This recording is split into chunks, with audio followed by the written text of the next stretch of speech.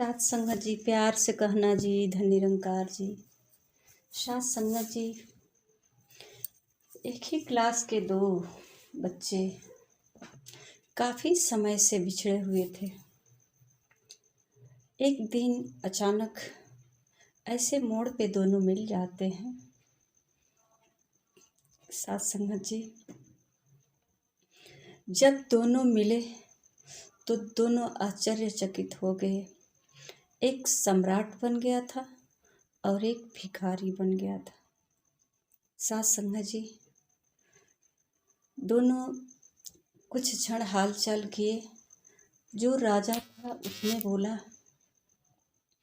कि कभी महल आओ, राजमहल में आओ, बैठकर बातचीत की जाएगी। साथ संगत जी,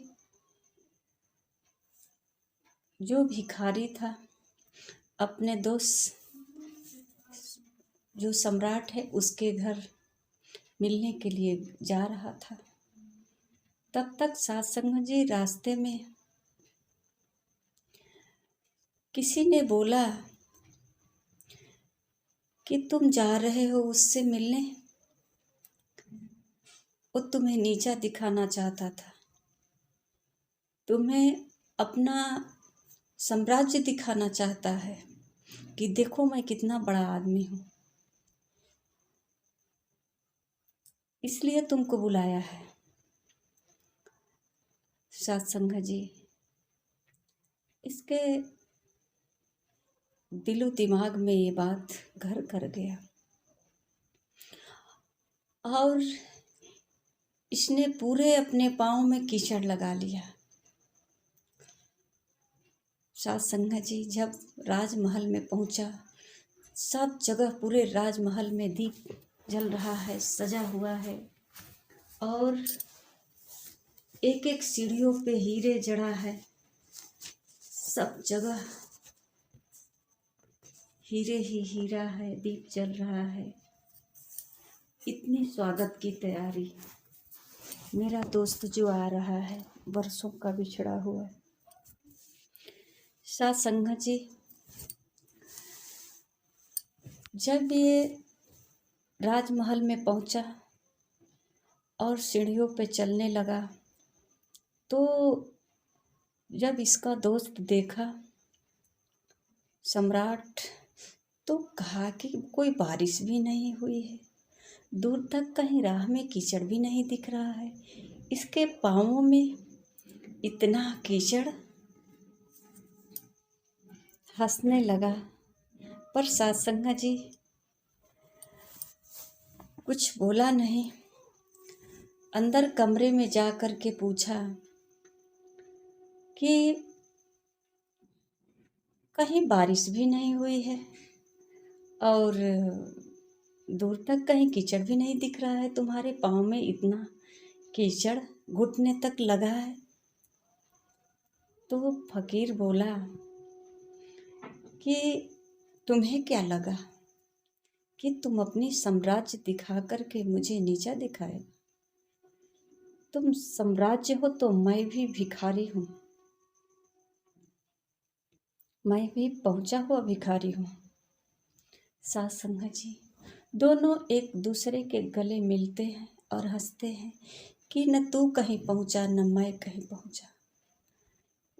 जहाँ से हम लोग बिछड़े थे वहीं का वहीं फिर मिल गए।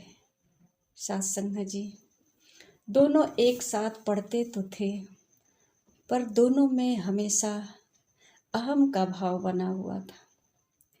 दोनों एक दूसरे को नीचा दिखाने के लिए हर समय तत्पर रहते थे, मैं बड़ा तो मैं बड़ा। और साथ संगत जी, सम्राट तो कुछ हद तक ठीक था कि कम से कम उसके मन में ये तो नहीं भाव था, पर भिखारी इसके अंदर जो है ऐसा अहम का भाव। साथ संगत जी, इंसान चाहे कितनों भी बड़ा हो जा या भिखारी हो जा, इसका अहम इसे कहीं नहीं छोड़ता। आज सत्संग जी इस अहम को मिटाने के लिए सतगुरु माता जी मानव प्राणी को यही शिक्षा संदेश दे रही हैं।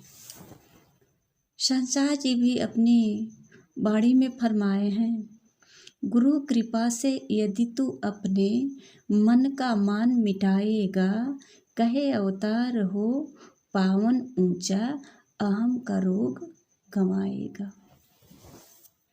जिसके पास कहते हैं सत्संग जी अहम नहीं होता है, अहम का रोग जिसको लग जाता है, सत्संग जी शरीर की बीमारी तो दिखती है, इसका इलाज भी है, पर अहम का रोग जिसे लग जाता है इसका इलाज बहुत कठिन है। ये अपनों से मिल कर के भी, जैसे कि राजा और भिखारी दोनों मिलने तो गए, पर सत्संग जी दोनों के अंदर एक दूरियां अहम था बीच में, जो दोनों को मिलने में आनंद से वंचित रखा। सत्संग जी आज धरती के कोने कोने पे सतगुरु यही आवाज दे रहे हैं, रत्ती भर भी मान करो ना, देह जो सुंदर पाई है, मन मोहक है प्रभु की ज्योति, जो तन बीच समाई है। जो प्रभु की ज्योति है, जो परमात्मा का अंश है, इसके भीतर समाया हुआ है। इसकी पहचान कर लो, जान लो तुम कौन हो। और सत्संग जी कहते हैं कि रूप और यौवन जो भी तेरा, वास्तव में यह माया है, देख न इसको भूलो प्राणी, चलती फिरती छाया।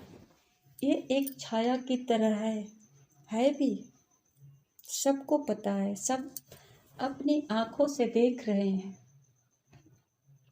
बचपन से जवानी, बुढ़ापा, फिर इसके बाद मृत्यु।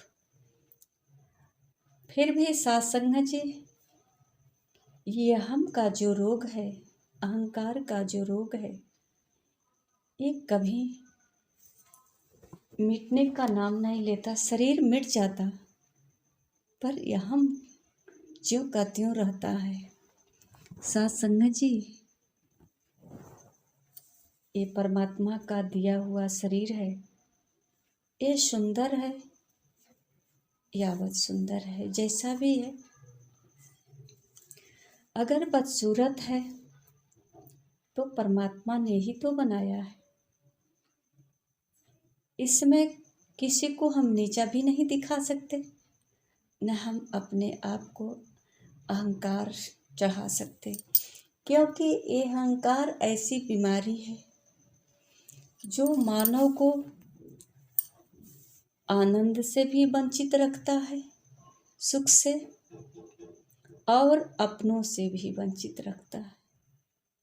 अपनों के साथ रह कर के भी अपनेपन का भाव नहीं बनता,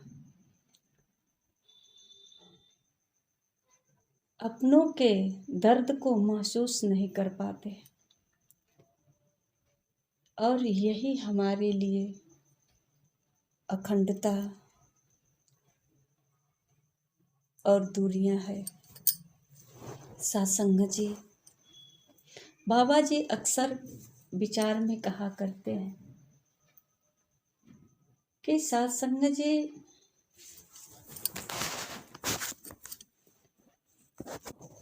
एक व्यक्ति इतना अहम का रोगी था, एक बार उसे जब यमदूत लेने आए तो सत्संग जी उसे जब पता चला था कि यमदूत लेने आएगा, तो सत्संग जी उन्होंने अपनी इतनी मूर्तियां बना दिया।